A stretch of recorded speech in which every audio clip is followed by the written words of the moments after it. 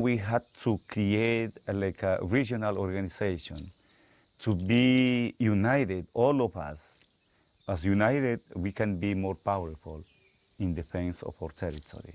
In the Amazon, it's called Confeñae. In the Andes, it's called Ecuarunari. And in the coast side, it's called Conaise.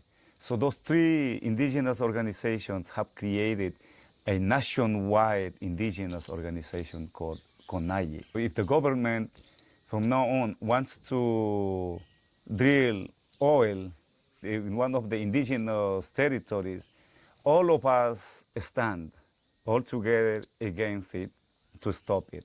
That's the only way the government has respected us. Hello and welcome to Planet Critical, the podcast for a world in crisis. My name is Rachel Donald. I'm a climate corruption journalist and your host.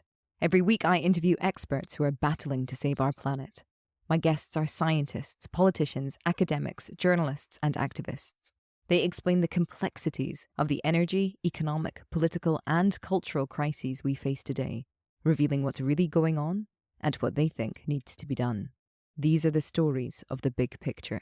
Go to planetcritical.com to learn more and subscribe. My guest this week is Chumpi Washikiat. Chumpi is a citizen of the Achuar nation, an indigenous nation in the heart of the Amazon, spread across both Peru and Ecuador. Chumpi is the former president of the Mana Achuar Association, one of only two members of this 30,000-strong nation who speaks English, and now the general administrator of the Kapawi Eco Lodge, the only fully indigenous-owned sustainable tourism project in the Amazon rainforest. I had the profound pleasure of interviewing Chumpi in the Amazon, where we discussed the presidential election in Ecuador. The Achuar only came into contact with the outside world 6 decades ago, when an Italian priest wandered out of the forest and asked to live with them. In the past 60 years, there's been a lot of changes to the Achuar people. They have adopted diesel engines for their boats, although some are now using solar panels to power their boats. They've learned Spanish. Women are now taking up positions of power, and they import some of their food from cities. They are no longer semi-nomadic, but tend to live in settlements. Some villages enjoy Wi-Fi. Many enjoy electricity. There's a health clinic that offers contraception to women and girls. And they have come to realize just how important their stewardship of this part of the planet is. That the Amazon is the lungs of the world, protecting not just our atmospheres, but also many of the Earth's waterways. And that it is endangered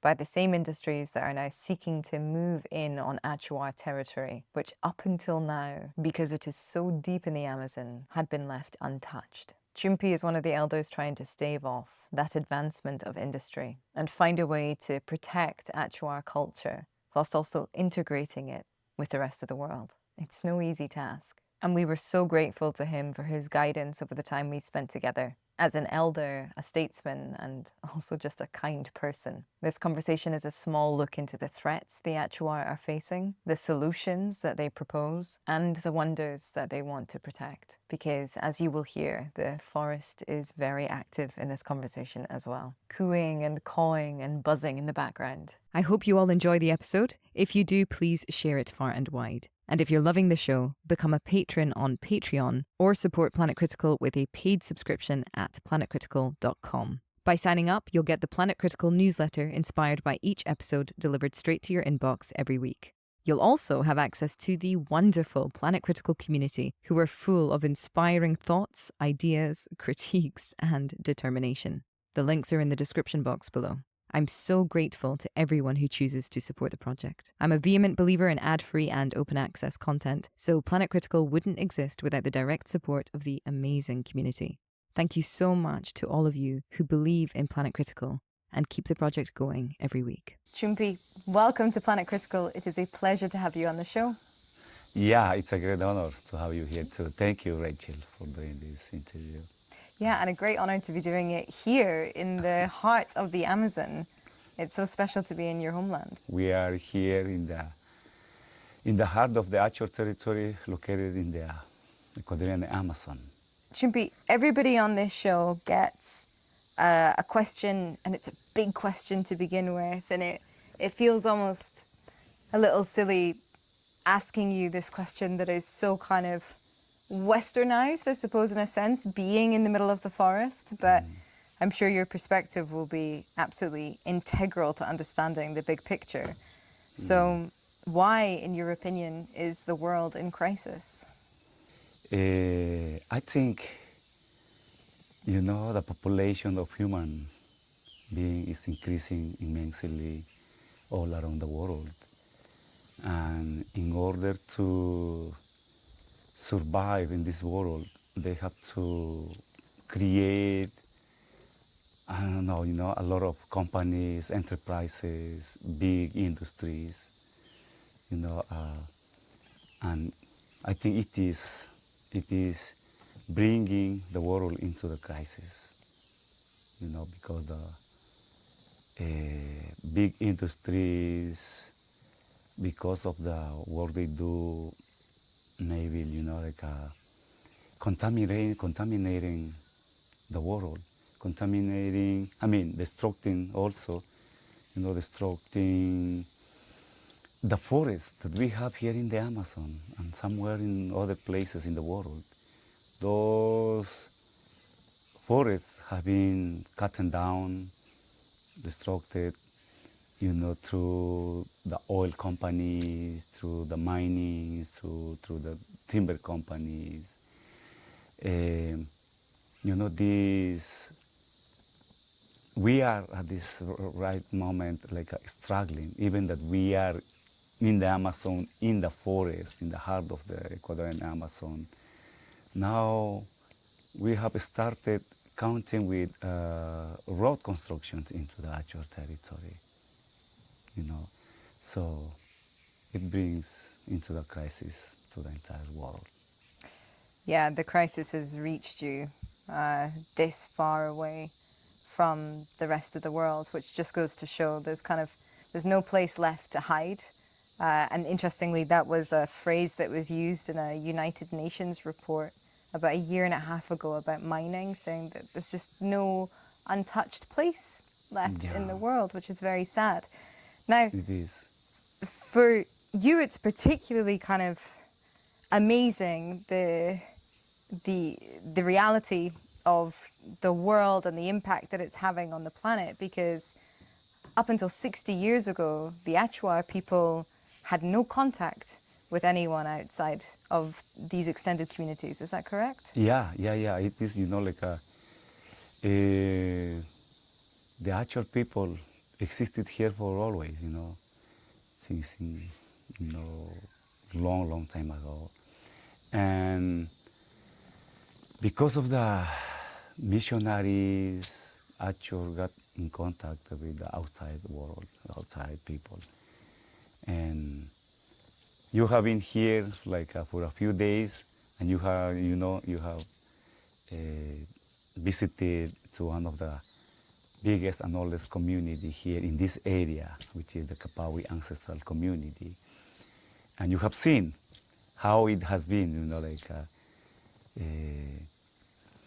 so, because of the help of the missionaries, I would say there are kind of good things and bad things too, because they helped us to create community and create schools to give education to our kids, but at the same time bringing other stuff from the cities. For example, they thought that the cattle ranching here in the Achuar territory would be the good alternative for the Achuar people, for the development of the communities, and people can, sell the cows and earn some money in order to cover their living expenses or something like that. But it is not, it is not. We are 91 Achuar communities and 21 Achuar associations between the Morona Santiago and the Pastaza provinces, divided by this big river called Pastaza. A lot of communities since that time are working with the cattle ranching. And it was a bad idea because as we don't want road to come into our territories. Therefore, we don't have roads.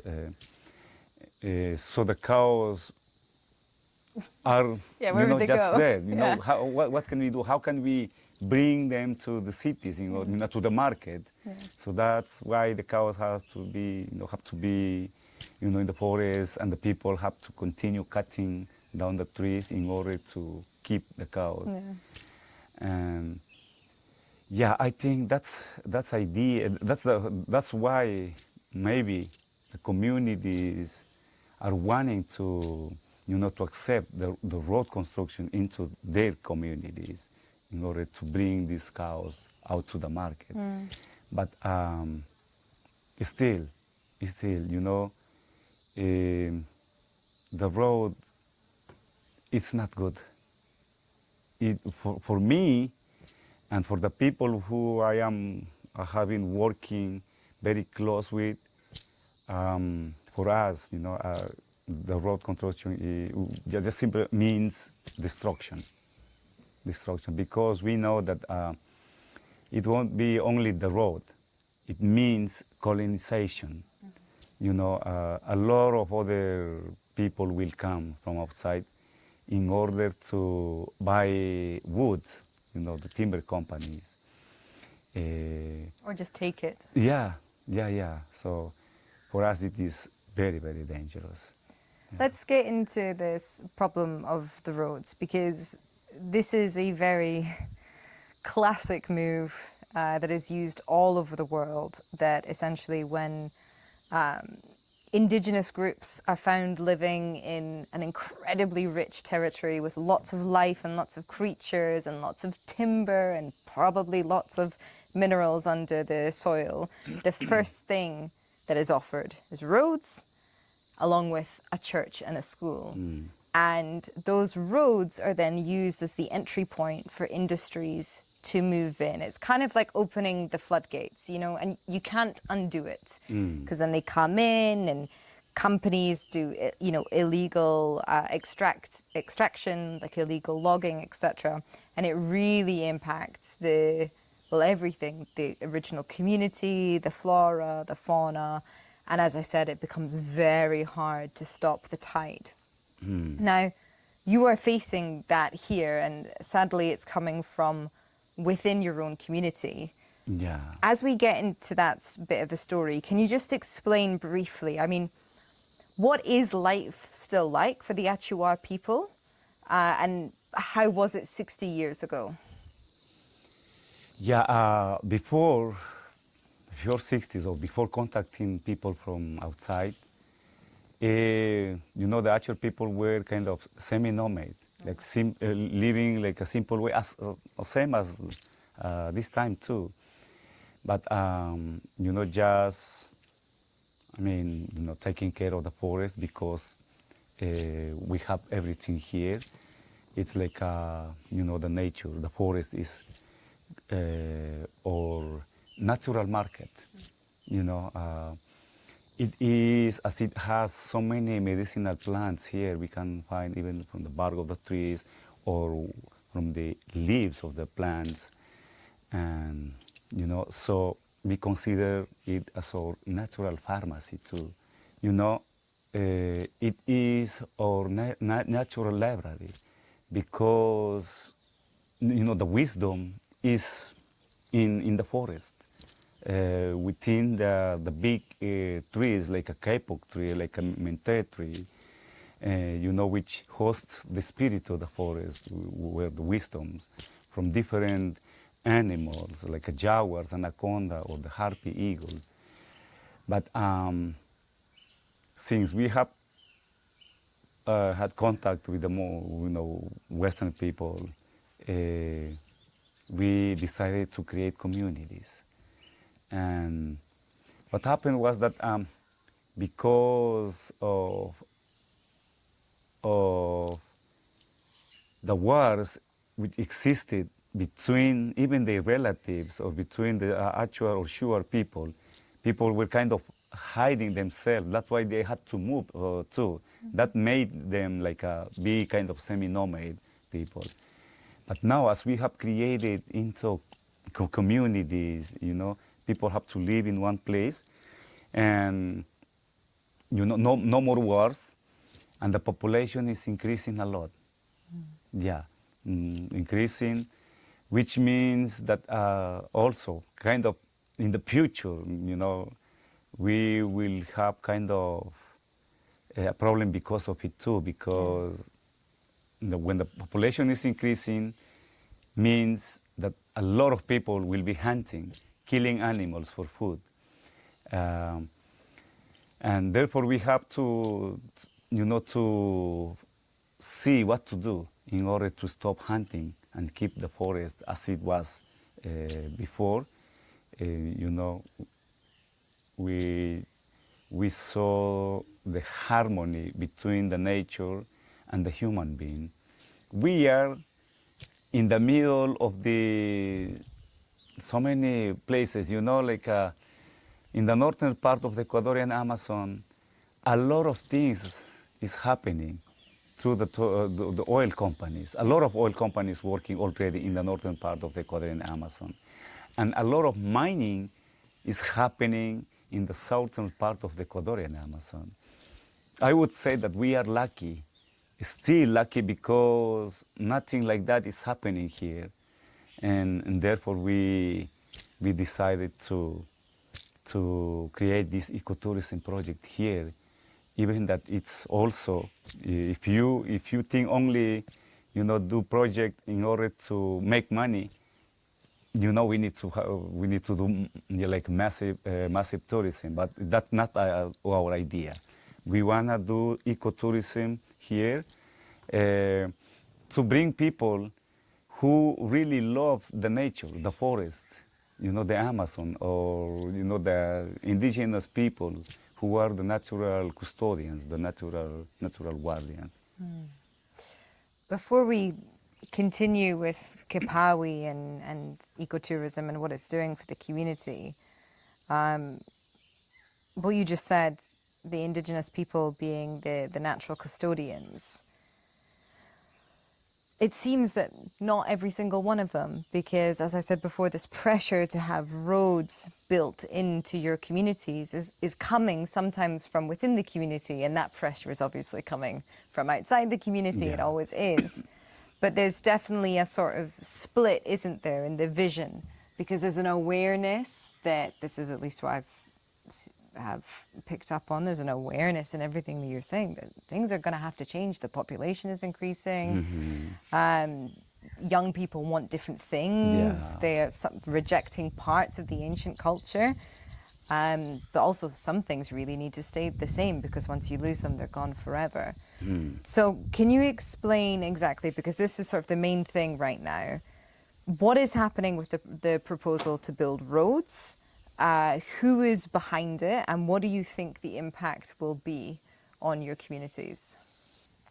Our elders are passing away, and only the new generations are left. And so this generation, like at this time, a lot of leaders have been convinced by the government, by the people who have like big enterprises, maybe giving them some money, but by themselves, but maybe also for their people. But those leaders don't bring those resources into their community in order to help them. But convincing the people, to accept anything which comes from outside. Yeah, what our elders were very, very aware. They were very strict, and what if they take the decision, it was because they will respect that decision. Right. But now, it has been changing a little bit, because any resolutions, any decision taken is not respected like as it has to be respected. Interesting. A lot of young people have to go out. In every communities, we have elementary schools, and some of the actual communities have high schools. So students, after finishing their elementary school, they go to the high school here within the Achuar territory, but as we don't have universities, young people, the students, uh, are going to the cities where the universities exist. In this case, they have to live in the city, and I have seen young people changing their mind much easier, like very easily. For example, culturally, the actual people, all the men had long hair, for example. Now the young people, they don't like it. They like a shortcut. And I have seen, some people, the students, not wanting to talk even in natural language. Oh, really? Mostly in Spanish, and some of them not wanting to come to their community even on the vacation or holiday of the universities, but to stay more in the cities. And if the road comes into the actual communities, it will happen a lot. Young people will want to go out without any reason, without no reason, because they just want to stay in the city or something like that. I am, I am kind of like, shocked of what, of the decision taken by someone who did study at the high school here in Kapawi, and then he worked here at the Kapawi Eco Lodge, and then we supported him to become the president of the Achuar Nation. And after that, after finishing his period to be as the president of the Achuar Nation, he became the chief of the province. We say prefecto in Spanish. And now, being there, he has changed his mind. He has forgot what he was defending before, or territory, And now he has, he is the one who is convincing the communities to accept the road construction into the actual communities in the Morona Santiago province. And he has the plan already that the road will come, from here to the Huachilpas communities, which is located like 15 or 20 minutes downstream the Pastaza River only. If the road arrives to that community, as it is located on the edge of the Pastaza River, it will, however, or somehow will affect us, to our ecotourism project here.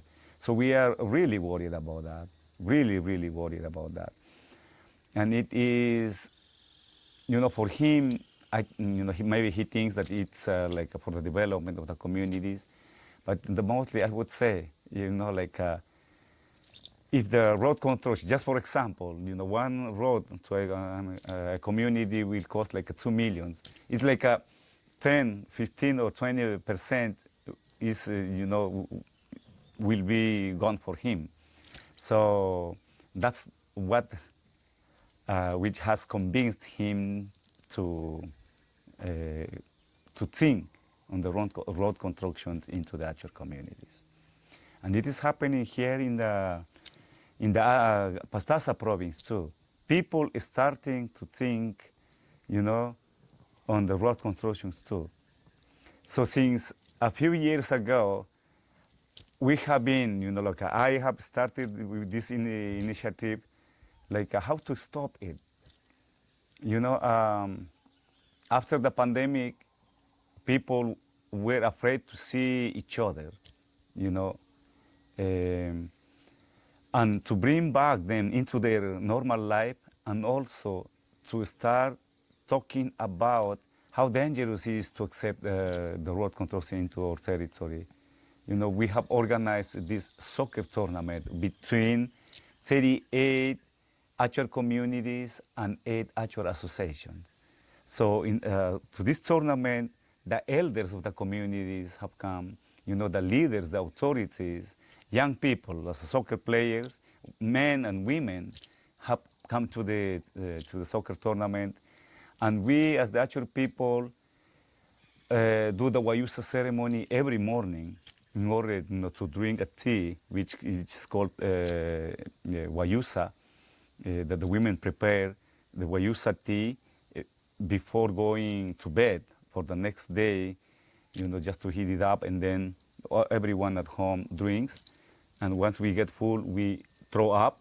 And just right after that, we share our dream in order to see if it's dangerous or good dream, because our daily activities depends on our dream. So the soccer tournament brought everything, good things. That's how we have been stopping. As we have been talking about the road construction, that's how we have stopped for now.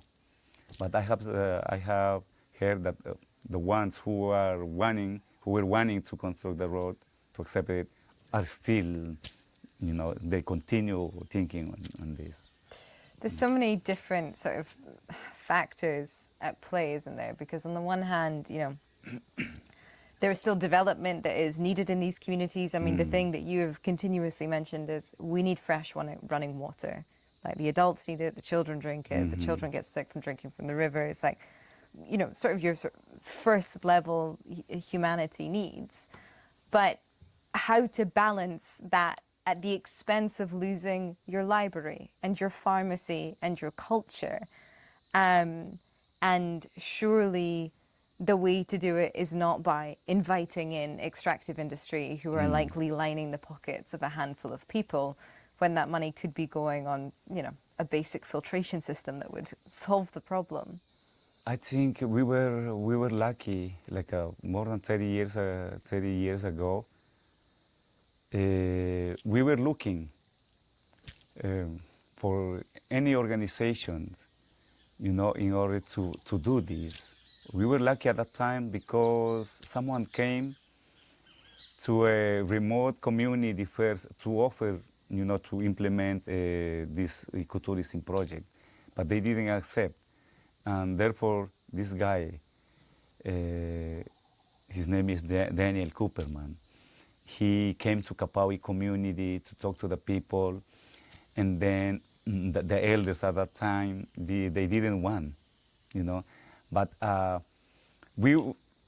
was the only option for us in order to conserve everything here alive. And so we had to talk to our elders and try to convince them, because otherwise, maybe we could have seen like oil companies already here, if not the Kapawi Eco Lodge. Yeah, but because of the Kapawi Eco Lodge, now we are, stopping those. Yeah. The government knows about the Kapawi Lodge, so we have shown Ecuador, we have shown to the world that we are doing sustainable project, which is the ecotourism. It's incredibly forward-thinking. I mean, the fact that 60 years ago, the Achuar people had no contact with the outside world, and then 30 years after that, launched the first sustainable tourism project in the Amazon. Yes. That is still running today. I mean, like when you think about it, it's crazy. It's so fast and it's so insightful as to, we probably need something. We need people on board. We're going to need money. We don't want to go down that route. Let's try something.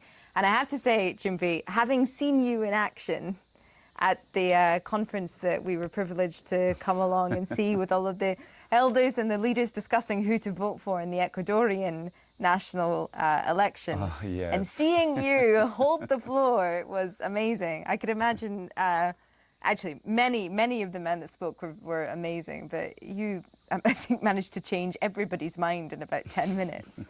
I can imagine that would have been a very exhilarating discussion. I mean, to do the project or to not do the project. And it's a long time ago now, but do you remember sort of what the thing was that changed the elders' mind to agree to open the lodge?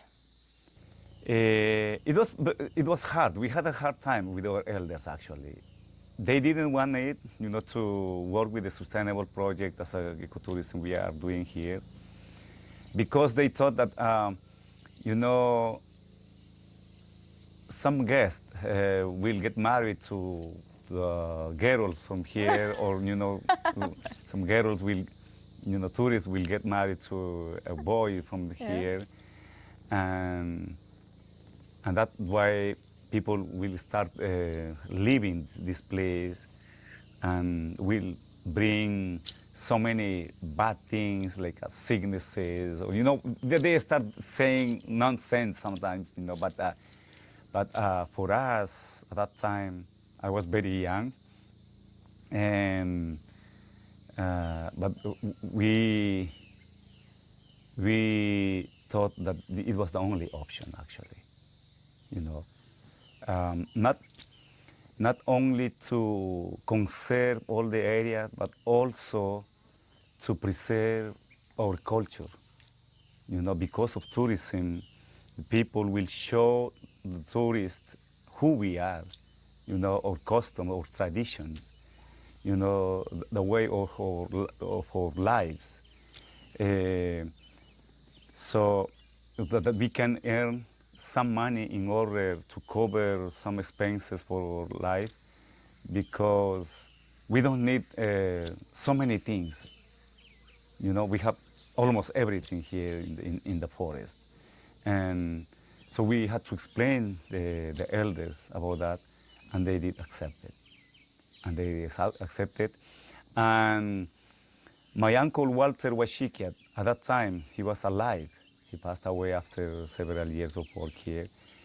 And he was selected to go with Daniel upstream the Kapawi River, for 7 nights, to look for a place where to build, if it's possible or not. So they went with ayahuasca, with the medicinal plant. And every night, taking the medicine, ayahuasca, to see if they could have visions. And so they came here. This was, I think, the last night. And Daniel said that he was very tired, and he wanted to go back to the Kapawi community, to spend some days there, to rest, and then to continue again looking for the place. But my uncle Walter said, no, let's stop at this place. And they stopped, underneath the path. Yeah. And you see the hammock hut up there. Yeah. They spent the night there, taking the medicine. And the black jaguar show up in their dream, in their vision. And the jaguar told them that this is the place where the Kapawi Lodge has to be built. Wow. Yeah. So this dream, this vision convinced more to our elders, because they accept that, the nature, the forest accepted to, to construct the Kapawi Eco Lodge. Yeah. That's why, we, since that time, we have been here, working at the lodge and taking care of the forest, the entire forest. It's absolutely amazing. I mean, I normally don't like to kind of create a hierarchy of beauty, but it is undoubtedly one of the most beautiful places I have ever been. Thank you. I love hearing that. I really love hearing that. People saying that, oh my gosh. So we are doing good then. It encourages that. The Kapawi Eco Lodge, the Achuar people are the pioneer, creating a sustainable project, which is the, ecotourism here in the Achuar territory. And then, people in the northern part decided to build a lodge like this one. I have heard, I haven't been at the other lodges, but I have heard about Napo Wildlife Center, the Selva,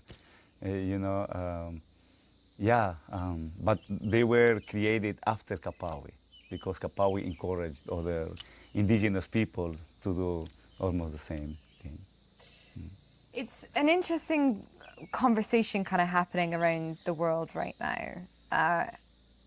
How much tourism is a way of protecting and defending a place, and how much it can also harm a place. And I mean, here there are so many barriers to entry to Kapawi.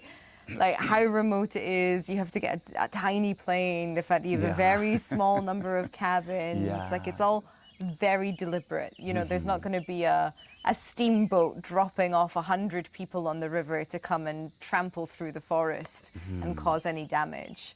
But what do you think about, can you see ecotourism being a model for Indigenous communities all around the world to conserve their territories, or do you think that it has its limits?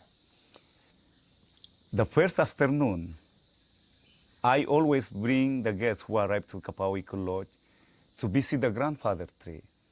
You know, to let them inhale tobacco, which is one of the medicine here in the Amazon.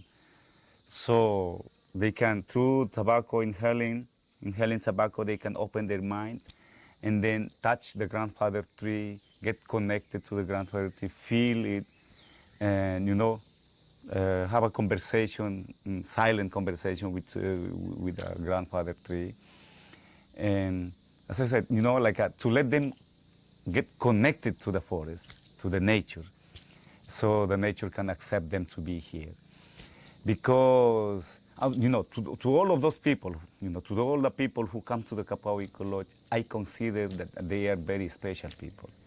Somehow, maybe through their dreams or through their intuition, somehow they heard or they listened the call of the forest, the call of the indigenous people. That's why they come here to the Amazon.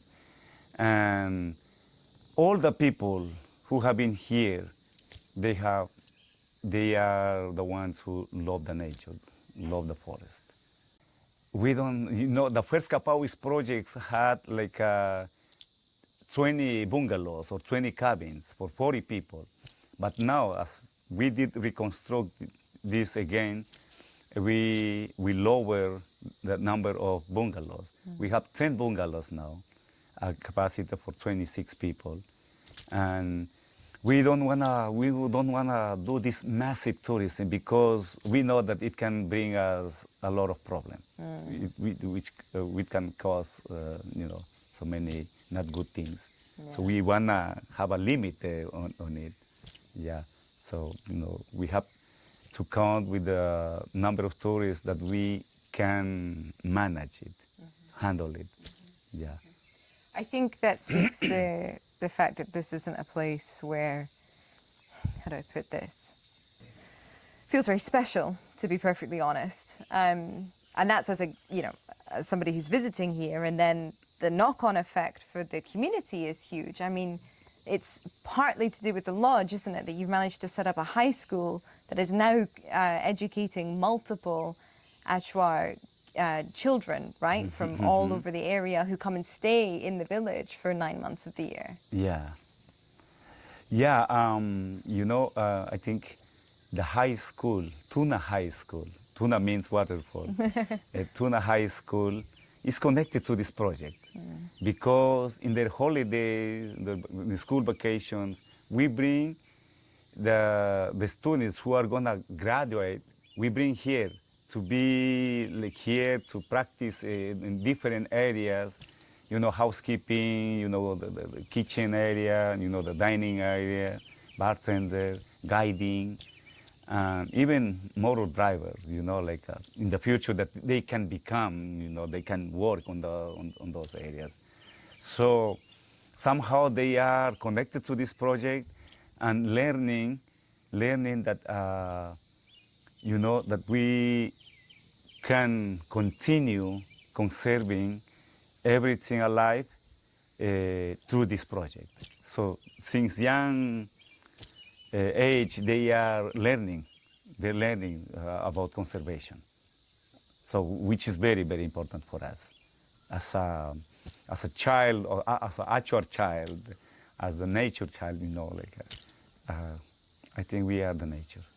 Yeah, absolutely. And I think they've obviously made an excellent choice for who to lead them. You've done a lot of good. You did a huge amount of good as well as president of the Achuar community a few years ago, kind of helping everybody navigate this. And it is incredibly complex. I mean, we kind of got a look in earlier today and I'm so proud to be able to say this. It's just the most extraordinary thing that you took us to the high school today and we showed the, I like to call it this, the world premiere of the first Planet Coordinate film, which is, making short documentaries about communities who are trying to figure out what to do for a world in crisis. And it was these farmers in Colombia who are illegally occupying multinational company territory because they don't have anywhere to farm. And we were showing it to the Achuar children. Yes. Which was just an amazing thing. And we were trying to explain through your help, because we don't speak Spanish. We're showing this to you as well because we want you to see how difficult it is once you give your territory up, that you can never get it back. Or if you do, it's incredibly difficult. So all of the riches that you have, try to hold on to them as much as possible. But it is quite difficult to contextualize that, it seems, when there are so many local things to be thinking about, to do with the community, to do with education, to do with basic needs, to do with politics, and then also on top, everything that is changing with the planet and how to interweave all of those things. I mean, we had a fascinating conversation with the principal afterwards, who said that he knew about everything that was going on, but, and wanted to find a way to speak to it. But it was like certain needs have to be met first. And so I'm curious, how, as somebody who is living in the heart of one of the most precious things in the world, and who has also traveled the world, I mean, you will have an incredibly unique set of experiences. How is it that we begin to make those connections between the local, everything that is visceral and important, and also the global, that maybe it doesn't feel as visceral, but it is just as important? Yeah, that was first of all, to bring this film, to do this film presentation at the school was great. Wasn't it? Yeah, thank you. Thank Makete so much for that. Ayú. Makete means thank you in Achuar language, so makete so much. And some other students, the last group who were there, got very Yeah? One of them asked some question or Yeah, he did did, say something about that. I So- have to say, I grabbed him at the end. Yeah. And I was like, in my very broken Spanish, "Are you interested in the journalism?" And he said, "Yeah." And I was like, "Good, here's my email. Your community Oh my needs God, a so journalist." She got very interested Great. in it, so it was great. Good. It was great actually to see it. I would like to mention about what you said about the assembly we had yesterday about those two candidates to become the president of Ecuador. I have been thinking and listening the plans and the ones who is the president right now and is the candidate too. And he wants to continue for 4 more years as the president of Ecuador. Is thinking to change the constitution of Ecuador, where a lot of indigenous right is written on. He wants to, how can I say, to raise everything. So the people who were there at the assembly, they didn't know about that. Yeah. I was able to know about that because of the news on television, because I was talking to other people, and I found out that it was the truth, that he wants to change.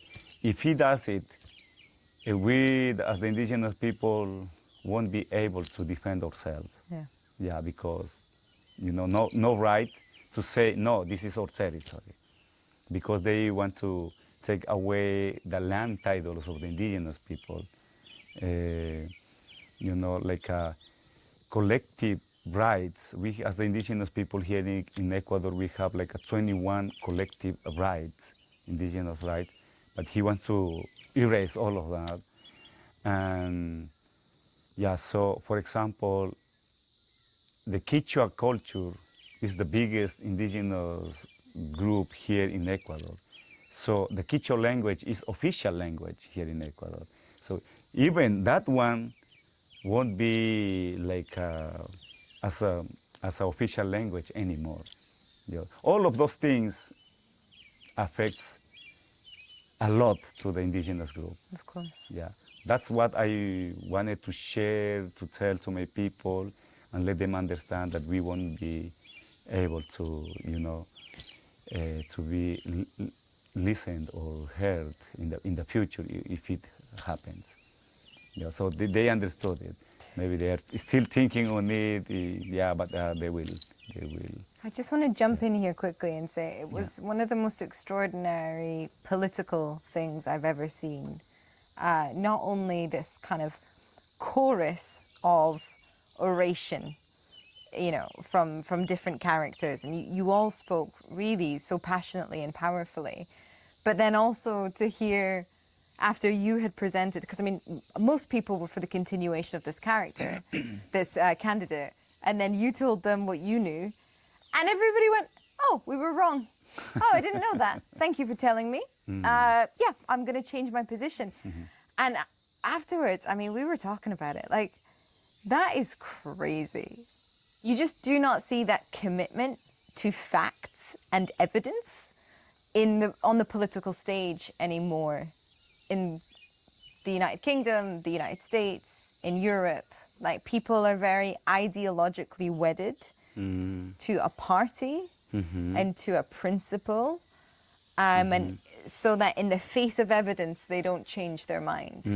And to see how the conversation kind of evolved through all of you, like weaving all of your knowledge together to really create a big picture understanding, and seeing these like men who spoke very powerfully and aggressively and were obviously powerful leaders then changed their minds. It gave me a lot of hope for what political debate can be. It was amazing. Yeah, I have to tell my people the truth, because this is what we want. We want to continue with this. And the second candidate, she is a woman. And if she wins, Ecuador will have the first woman as a president. And I have talked like very briefly what she thinks, and I have heard that there will be a moratorium of mining, maybe also of oil exploitation, until to see what can we do instead of drilling oil or mining or the timber companies, to protect the forest here in the Ecuadorian Amazon.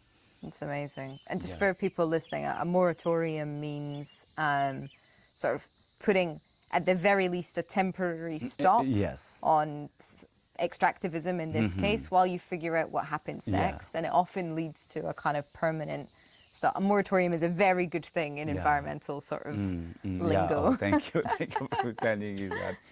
Yeah, so that's why people accept it. Oh yeah, a lot of them said, "Oh my gosh, we didn't know about that. Maybe we were wrong." A few days ago, we were walking along one of the paths. Yeah. And I asked you, do you think that Indigenous people around the world have the answers for what we need to do as a global community?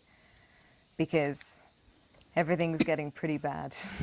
Yeah. The planet's either on fire or drowning or dying of thirst, and her children along with it. And things are only going to get worse. What is it that Indigenous people around the world have, in your opinion? What is the vision or the plan? We spoke with one Indigenous man in Colombia who said, we have a plan for the world. What do you think it is that can be brought to the rest of the world? People in the cities, like, they don't take this very seriously. They think it's just only jungle, forest. indigenous people, but not the forest, the Amazon. It's the most important thing in our planet Earth. So, the people must respect it and try to understand more how the indigenous people are connected with the nature, with the forest, with the animals, with the spirit of the forest and everything. And come to live the experience, to live the present. So we as the indigenous people can teach them somehow, like through our medicinal plants we have here. So they can through the effect of the medicine, they can realize, the importance of nature, So I think we have to spread this message to all over the world. Yeah, and we live on our simple way, but we live happy. We are not worried about. There is no competition here that we have heard or seen.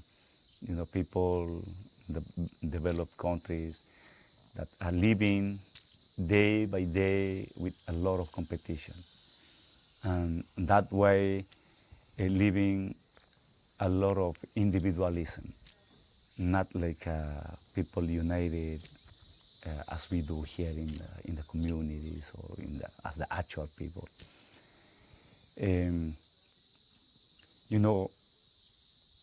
Even that we have like 11 indigenous group living in the Ecuadorian Amazon, and all of these indigenous people were separated from each other, like not wanting to have contact even between indigenous, but somehow we had to create like a regional organization to be united, all of us, as united, we can be more powerful in defense of our territory. So it has happened in the Amazon. And same thing in the Andes. There are several indigenous groups which have created a regional organization, and also in the coastal side. In the Amazon it's called Confeñae, in the Andes it's called Ecuarunari, and in the coast side it's called Conaice. So those three indigenous organizations have created a nationwide indigenous organization called CONAIE. So that's why if something, if the government from now on wants to drill oil in one of the in one of the indigenous territories, all of us stand all together against it to stop it. Yeah, so I think we are very organized for this case and powerful. Yeah, and that's the only way the government has respected us. And of course, you're also the voices for all of the creatures that do not have voices in courts or on documents. Yeah, definitely. Here we are interrelated. We support each other. The big and the powerful animals like jaguar, anaconda, or harpy eagle can give us power in order to have a good life or long life. So that's why we protect them as same as they protect us. Yeah, through the effect of some medicinal plants. Yeah. So we are the voice of them, as they cannot speak. Yeah. It was very recently that Indigenous people didn't have voices, or in certain territories, people who weren't white didn't have voices, or women didn't have voices. And it is always the rights and the integration into the bigger web always comes first of all with a voice, and yet the vast majority of living creatures on this planet will never have a voice in our languages. And so how can we speak not for them, but with them? How can they speak through us to be defended as well and to be heard? You know, in order to do anything here, we have to find out how to do it and what to say through our medicinal plants. Yeah, everything comes. You know, that's why this Wayusa ceremony for us is very, very important. And the dream interpretation is very, very important for us. As I said before, it depends, you know, our daily activities depends on our dream. Yeah. And for our life, you know, depends, you know, to the visions we have through the medicinal plants. Yeah. Yeah. It seems like maybe I shouldn't, maybe this goes against the medicine, but it seems like a good time to mention that you and I are doing a ceremony tomorrow night. Oh yes, definitely yes. You know, I am very happy Yeah?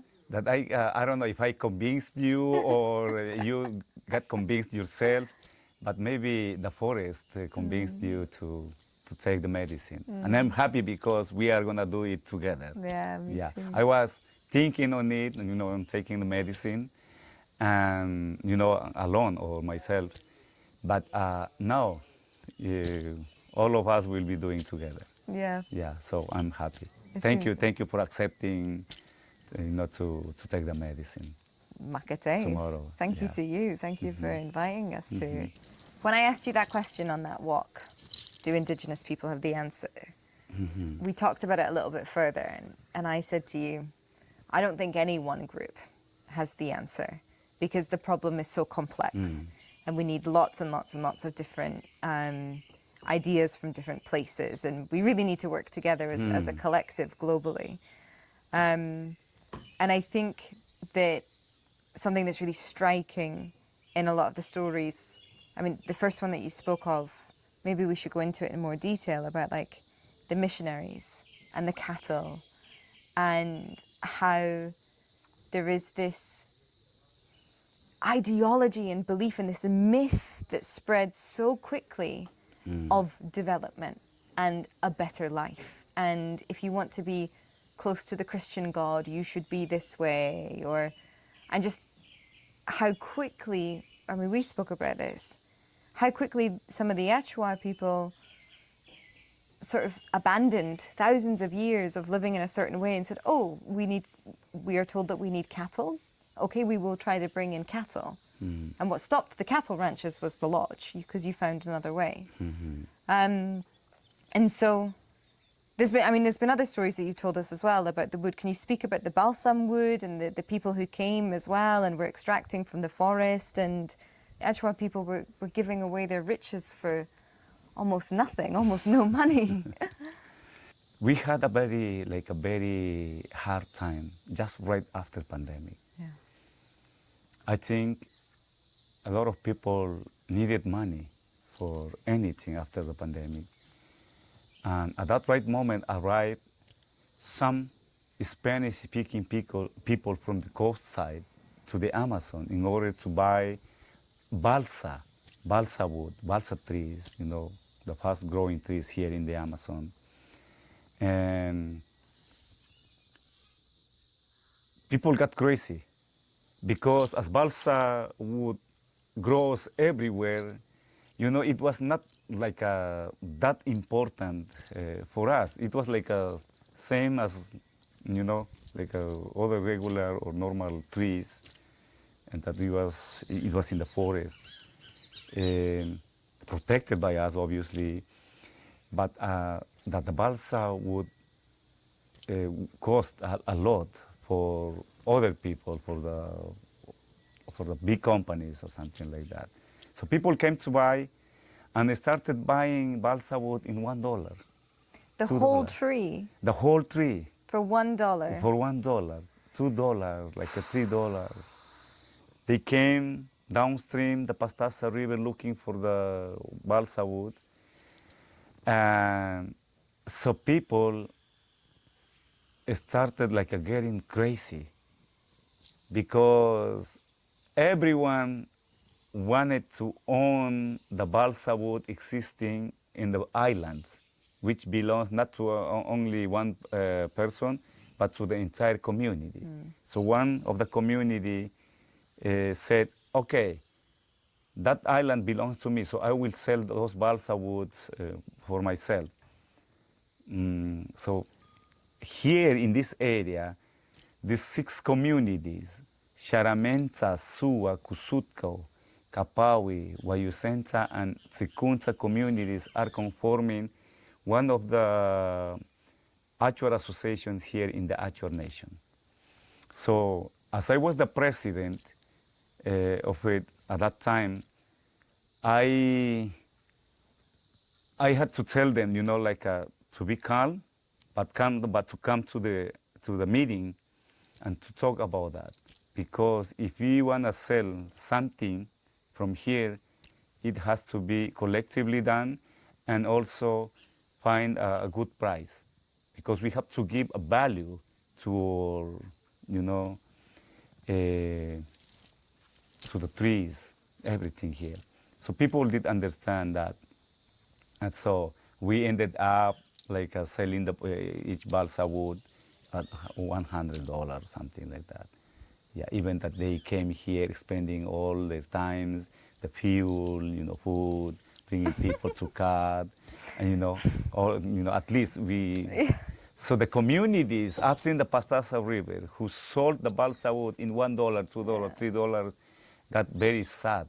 Yeah. Because they didn't analyze, they didn't talk with the communities, and they got very, very sad. Yeah, I bet. Yeah, I mean, $1, it's crazy. Yeah, and then, but we decided to sell the balsa wood only from the old gardens, not from the islands, because those islands had to be untouched. Yeah. So it happened.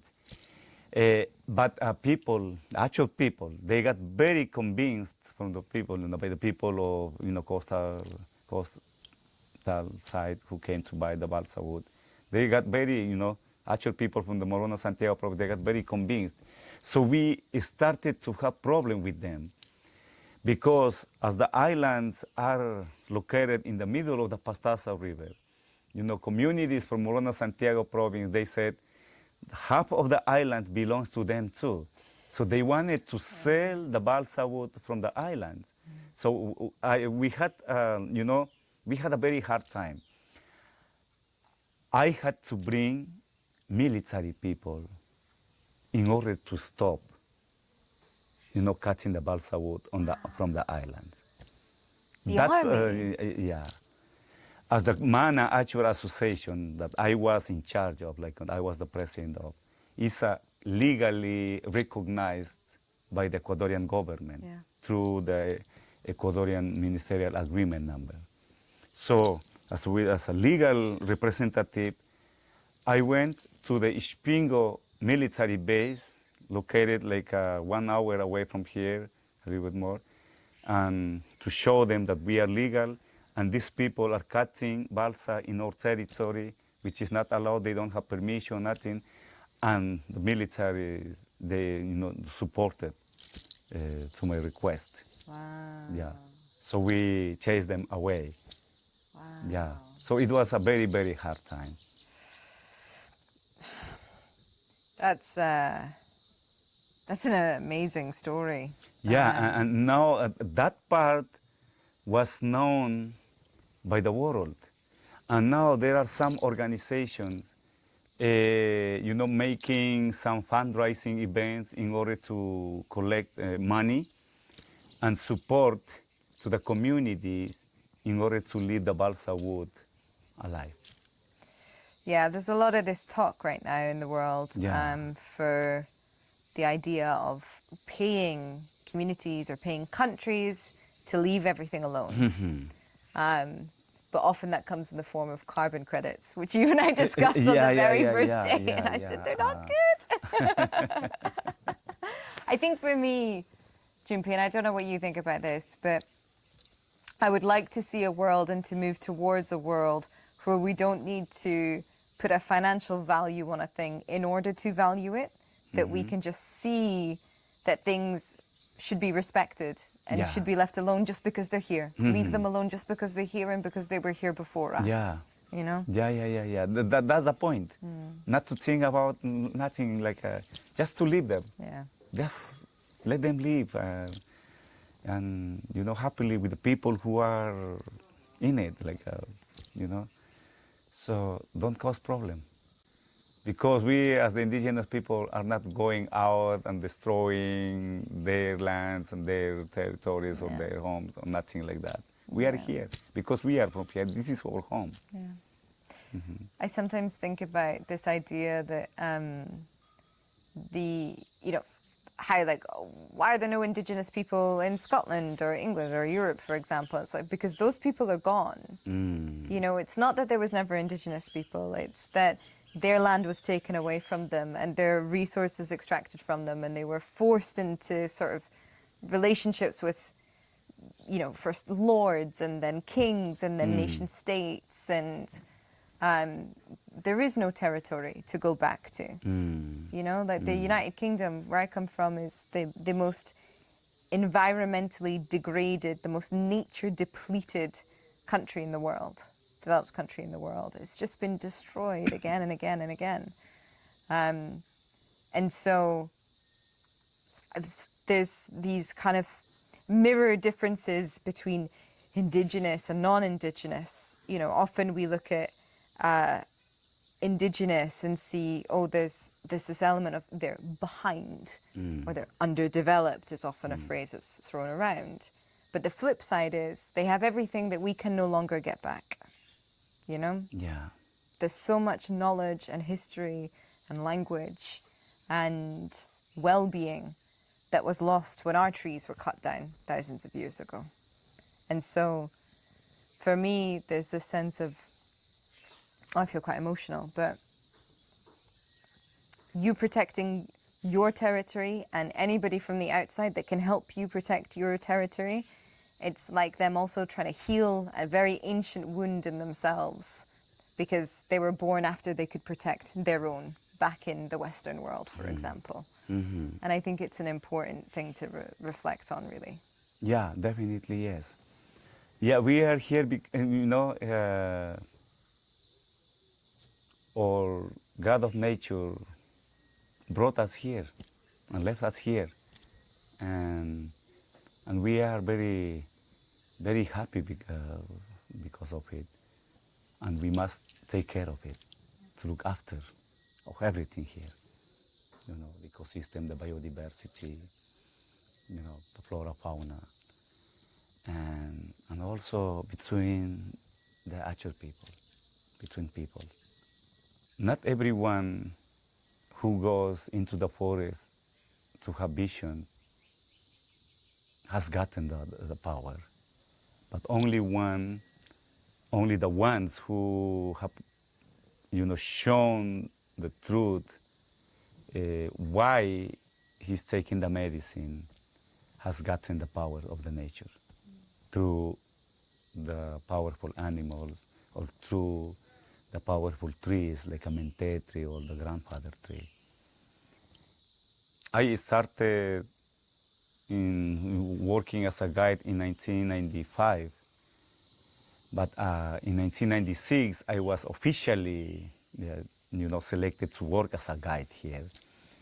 And so after 2 years of work as a guide, I was asked to go to the state in order to learn to speak English. So I had to go into the forest to take the medicine in order to see if it will be possible or not. If I have to go out in order to learn to speak English, to protect, the forest. And so I took the medicine and I had a vision. That's why I was able to go. If not, I was not able to go. But it happened. And I had some other visions too, and all of those visions have happened. Really? Yeah. Yeah, so we have to show, we have to be to be convinced ourselves in order to show the spirit of the nature, of the forest, to grant us a power. And I feel like I am from those two different worlds. Yeah. Yeah, but the first time it was, I got very shocked. When you I went got the to States. San Yeah. Francisco, right? Yeah, San Francisco. Yeah. Yeah. You are from two different worlds. And Yeah. if I may, I think that your analysis of the situation and the fact that, you were most informed about the presidential elections, for example, shows that the marriage of those two worlds can be a good thing. It doesn't have to just be an extractive thing. Yeah. If we could just weave the best of all of the cultures that we have together, we really could create a web to catch us all in, I think, and to share amongst each other. Yeah. Yeah, you are right. Like the government has to understand, everything. I think that would be great to implement a project like this in all the indigenous groups because they have a lot of resources, cultural stuffs, the customs that they would like to show to the world and also to teach people, As I said before, one of those days you have been here, that every place we go exists, their own spirits. Every place has its own spirit. So every place we go to, we have to be kind, respectful, and ask for the permission to be there. Yeah. I think that's a beautiful note to end on. I have one final question for you. Please. And it's a question that everybody gets. Who would you like to platform? As we think collectively, I would like this to be spread around the world for everyone, Yeah, because we are, we are human beings. Yeah, only living in different places in the world. Only. You want to platform the whole world? I Yes. love that. Yeah, definitely, yes. Now, I was wondering, do you want to invite listeners to Kapawi Eco Lodge? Yeah, definitely. Thank you for giving me this chance, this moment. Pleasure. I really would like to invite people from the world to come here, to live the present, as I said before, to get the experience here, to learn about the indigenous people, especially about Achuar life. Yeah. So we do this cultural immersion between those two worlds, like people outside and people with the local people. So they can ask as many questions as they would like to ask, same from the Achuar family to them too, so they can understand about the life.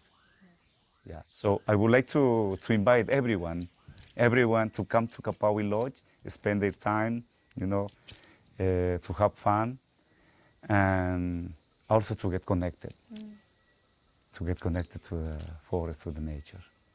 Chumpi, thank you so much. This was just delightful to speak with you. Thank you for your time. Oh, Rachel, it was my great honor to. Thank you for inviting me for this interview. Makete so much. Makate so much.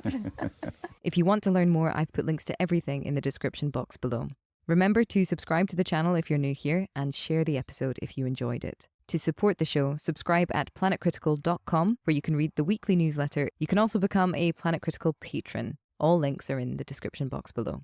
As always, my deepest thanks to that community. Planet Critical wouldn't exist without your support. Thank you everyone for listening and for coming on this journey together.